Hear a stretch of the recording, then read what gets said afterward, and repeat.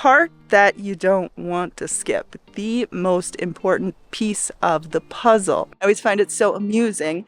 If you had a set of instructions, why would you skip a step? Like, why would you say to yourself, well, I'm smarter than the instructions and I'm just going to skip this step because it doesn't apply to me? Of course it applies to you. And if you have been struggling in your manifesting, it's probably because you have failed to release the resistance off of your important desire. I'm going to guess that this is the reason why you haven't succeeded yet, because this is the reason why most people haven't succeeded yet. You have to choose to release that grip, that tight grip upon needing to have your desire for dear life. You have to no longer have it be this dreamlike thing that you are reaching for and grasping for. So it's your ego that's sort of tricking you into thinking, well, letting go is nonsense. Don't do it. Don't do it. Don't do it. Why would you do that part? Skip that part. That part is nonsense. Veronica's trying to trick you. She's trying to trick you. No, the ego is trying to trick you. We all have an ego. You'll never not have an ego. So the important part is recognizing this ego that's trying to keep you held back. It's trying to keep you exactly where you are right now, because the ego likes familiarity.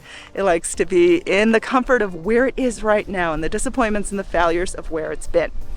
The ego does not want advancement. It does not want expansion. In fact, it's the exact opposite of everything that will get you a better life. So if letting go is going to equal your desire, of course your ego doesn't want you to have that. Of course your ego doesn't want you to let go. Of course your ego is going to be like, skip that part. So letting go, this word letting go, it seems so mysterious. Letting go is feeling of freedom and totally surrendering the hows of how you get there. So you let go of the need to control and micromanage. I do not force things. I do not prompt something to happen by using force and calculating a way that I think it's going to happen. Again, the way these things happen are not in a way you could have guessed, and that's the magic of life. Like, you want to be surprised, delighted, and wowed. You don't want to know how it's going to happen. You have to no longer have it be this dreamlike thing that you are reaching for and grasping for. And you know what? It may lose its shininess. It may lose its appeal in some ways when you release that grip. But if you're constantly gripping upon a thing, it's always going to remain an idea in your mind that you can never actually have. Creative intelligence is more intelligent than you could ever be, so how is it going to get confused? I always find that amusing as well, that we somehow say that creative intelligence is going to get confused by something we did. That doesn't make sense. If it's the most intelligent substance in the world, more intelligent than you could ever be, but it is you, it is the highest and most creative part of you, why would it not know what you wanted? Just invent an idea of a way that you could be okay if you didn't get this particular thing. But it isn't saying that you want that outcome to happen. It's just admitting that basically it's just allowing yourself to feel better, because once you realize that that is not the only outcome in the entire world that could bring you happiness, it releases that tight grip from you and it is no longer on a pedestal and you can actually experience it. So the reason why you want these things is because that you think it's going to make you feel happy on a daily basis. You're going to feel a purpose in life that you don't otherwise feel. It's as if it's going to complete you. It's going to allow you to feel joy on a level that you can't otherwise feel. But you have to feel this way now. And I know you may be afraid to do this, because then you may be afraid that you no longer want your original desire in the same way you do right now, because right now it may be like a desperation. When you hold something on a pedestal, you feel very desperate for it, because it's like it is going to give you the thing that you don't have right now, that you cannot otherwise give yourself right now. But you can actually give it to yourself right now. You can't actually physically make the experience come to you, but you can embody the emotions, feelings, the sensations, and I don't mean by visualization. I mean the way it's going to make you feel. The sense of completion, the sense of being in love with life. That's why you want the money. That's why you want the person. That's why you want the success. That's why you want the beauty, because it's going to make you feel a sense of being in love with life and a sense of like skipping on air. But see, you can feel that now already. You do not have to wait for the external experience to feel this. And you will never have the external experience until you feel this way first. I promise you. Conscious and deliberate manifestation, it's about seeing yourself with the desire, seeing yourself with the end result. You don't necessarily have to know how you get there. And you shouldn't. Like, the way you get there, especially for something that seems really unlikely to happen, The way you get there is probably a way you never could have guessed. So you don't want to boggle your mind with how you get there. In fact, you want to completely and totally and utterly surrender yourself to the process.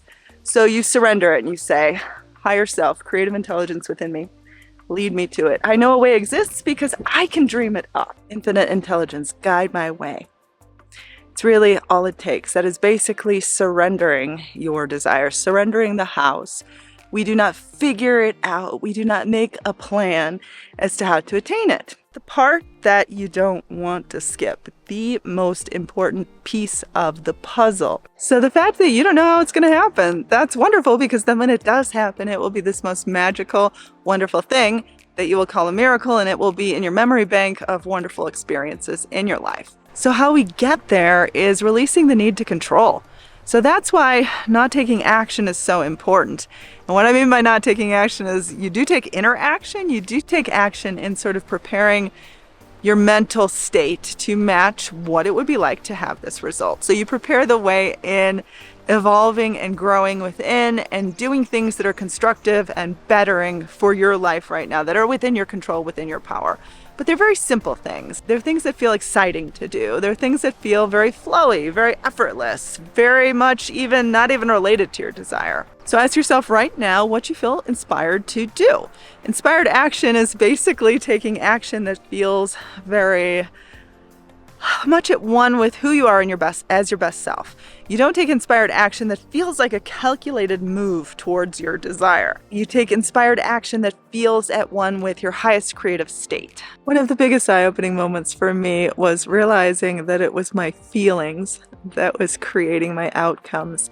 Not specifically the thoughts I was thinking or even the affirmations that I was saying, but actually the feelings that I was generating from doing these things. But we don't want to analyze them like, how did I get to this point? How you got here isn't nearly as important as where you're going. Because the good life is waiting for you. It's meant for you. You can dream it up because it exists. A way exists, and don't let yourself forget it. Don't let that ego hold you back. Don't let the ego keep you in suffering. Don't let the ego hold you back from what you would otherwise experience. Let go of the need to control, of micromanaging, of forcing things into existence. Let it flow. When you let things flow, the most miraculous things happen in your life, and that is what makes life worth living. When you let it flow, the most miraculous, wonderful things happen in life. Those are the experiences that you are seeking. So let the magic in. Don't forget to enroll in my free 10-day Manifesting Miracles course.